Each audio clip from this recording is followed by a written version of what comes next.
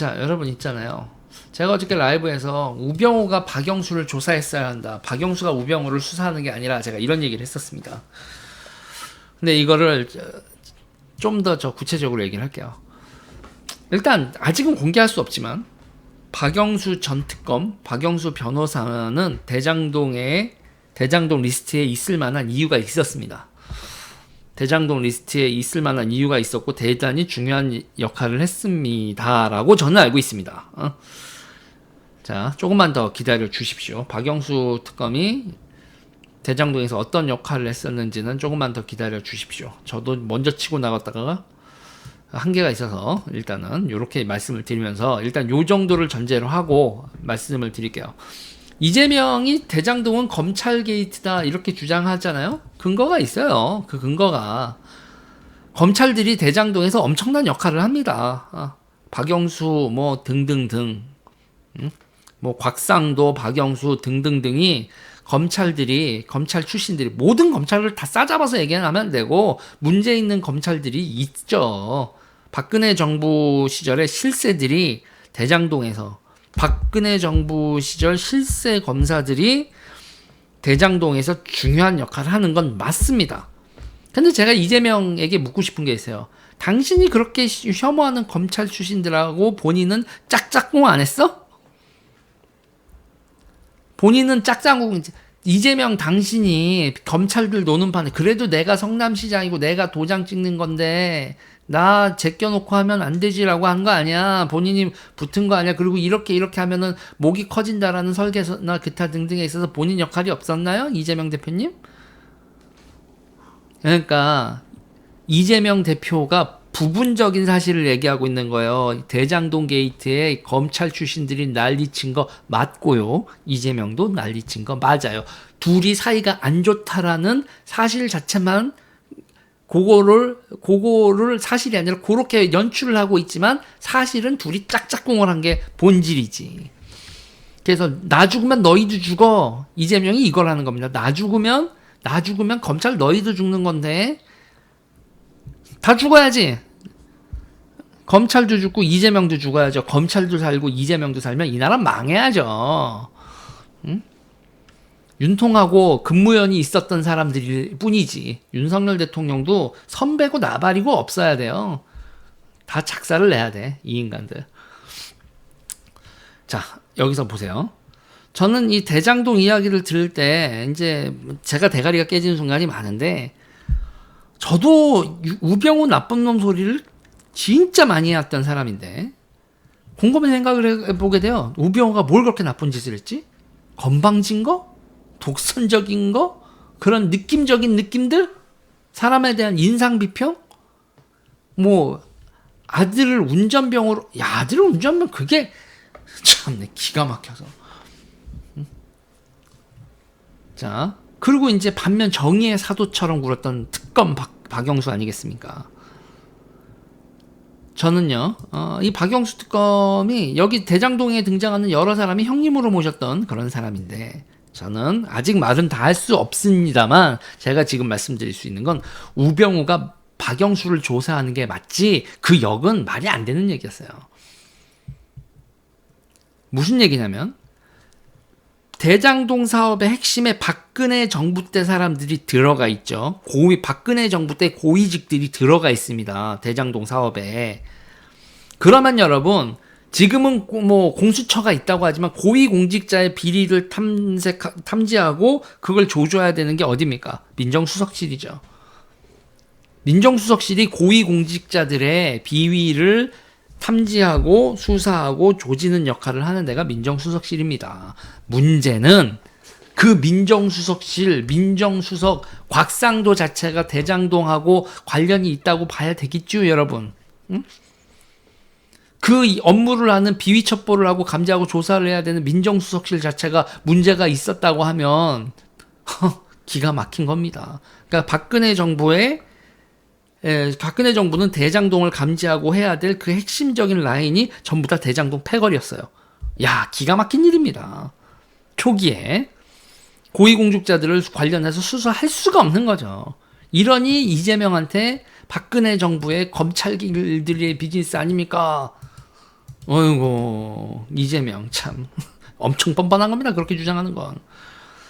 자기도 그 인간들이랑 놀았으면서. 자 지금 자 곽상도에 대해서 얘기를 해봅시다. 아들이 50억을 받았다. 지금 세상에 다 알려졌죠. 퇴직금 50억 받았다고. 지금 그거 범죄가 되냐 아니냐라고 다툼이 법원에서 발생하고 있는데, 그게 법원에서 어떻게 판단을 하든 말든 우리는 이미 저런 퇴직금은 50억 퇴직금 말도 안 된다. 우리는 그렇게 판단을 하고 있죠. 어떻게 저 사람이 50억 퇴직금을 받냐고 우리는 말도 안 된다라고 하고 있어요. 자, 저는요, 법원 뻘짓하지 마라.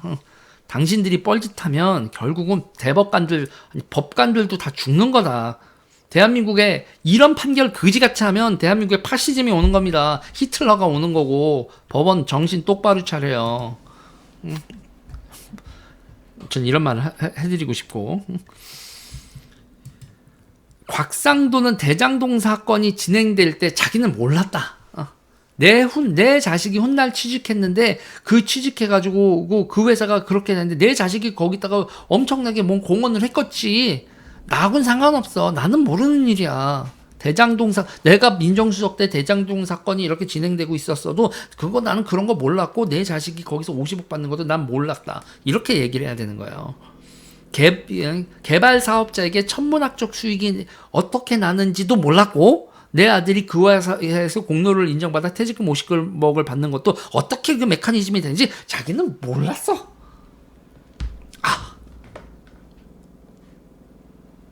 법적인 절차 지켜봅시다, 여러분. 법정 진짜 법원 앵간히 해라. 상식적으로 말이 되는 얘기를 했으면 좋겠고. 그러나 분명한 건 말이죠, 여러분. 곽상도 민정수석실이 대장동에서 이렇게 난리가 나고 있었던 걸 몰랐으면 무능이고, 알았는데 묻었으면 공범이죠, 그렇죠? 물론 곽상도는 무능을 택할 겁니다. 내가 민정수석실이었지만 첩보도 없었고 뭐도 없었고 영수형이 뭐 그러는지도 몰랐고 난 몰랐어. 네, 곽상도는 무능을 택할 겁니다.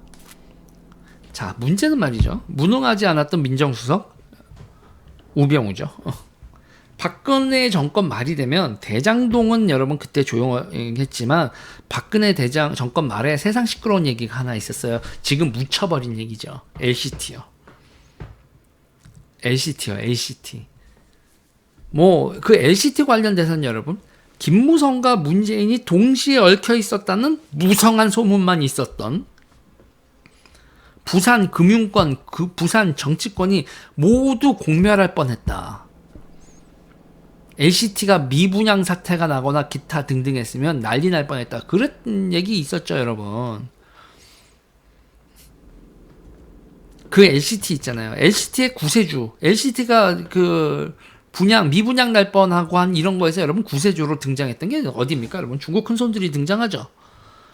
지금 우리는 그 과정에 대해서 지금 모릅니다. 자세한 내용은 모르지만 중국 큰손들이 등장을 하고 미분양 사태도 해결이 되고 건설회사, 금융회사, 부산 경남권의 건설회사, 금융회사들이 줄줄이 파산할 뻔한 그 LCT 사건을 LCT에 영주권 특혜를 주고 중국 자본이 분양을 이렇게 할 수 있게 해주고 이러면서 그 위기를 이렇게 넘어가는데 그 과정이 어떻게 되는지 우리는 모릅니다.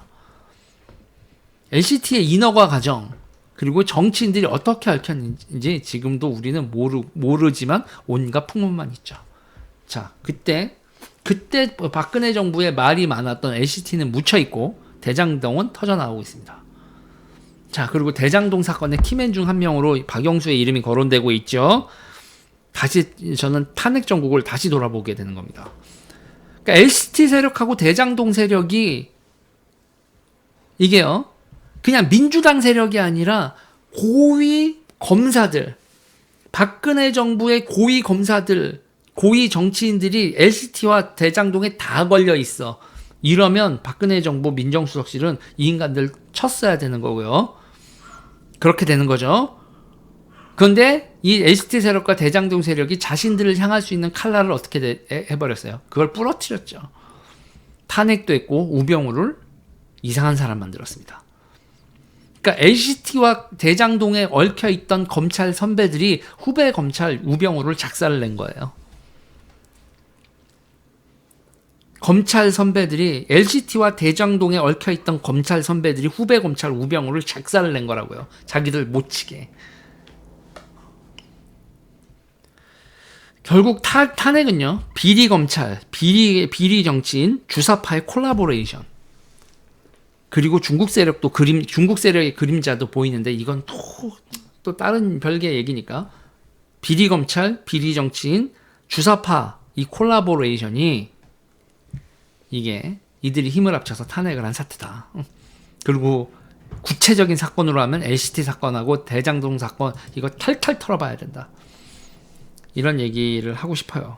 지금 우리가 어떤 싸움을 하고 있는 걸까요? 진짜 도대체. 저도 제 스스로의 과오도 많은 거죠. 저는 문재인하고 이재명하고 같은 편이었고 뭐 제가 이 인간들이 뭘 하는지는 몰랐지만 어쨌든 유튜브 하면서 저 인간들 우쭈쭈 해주던 민주당의 스피커였고 그러니까 저도 같은 편이었잖아요. 이런 내용은 몰랐지만 근데 저는 이제 주사파하고 페미니스트가 민주당을 점령하게 해서는 안 된다. 그거로 난리치다가 이상하네 왜 이 인간들이 다 한패거리지? 그걸로 시작해서 꼬리에 꼬리를 물고 계속 대한민국 시민들을 정치인들이 뭘 속이고 있나 계속 그 얘기를 하다가 여기까지 왔네요. 일단 우병우 전 민정수석에게는 다시 한번 죄송하다는 말씀을 드리고 싶고 남은 생에서 꼭 명예회복을 하시길 바라겠습니다. 여기서 검찰 선배들 그리고 비리 정치인들 비리 검찰 선배들 비리 정치인들 주사파들이 파묻은 우병우의 명예가 꼭 남은 생에서 명예회복을 하시길 바랍니다.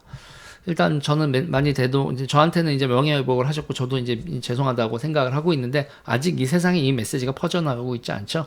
우병우 이거는 이 사건 탄핵 사건에 대해서 다시 바라봐야 되겠어요.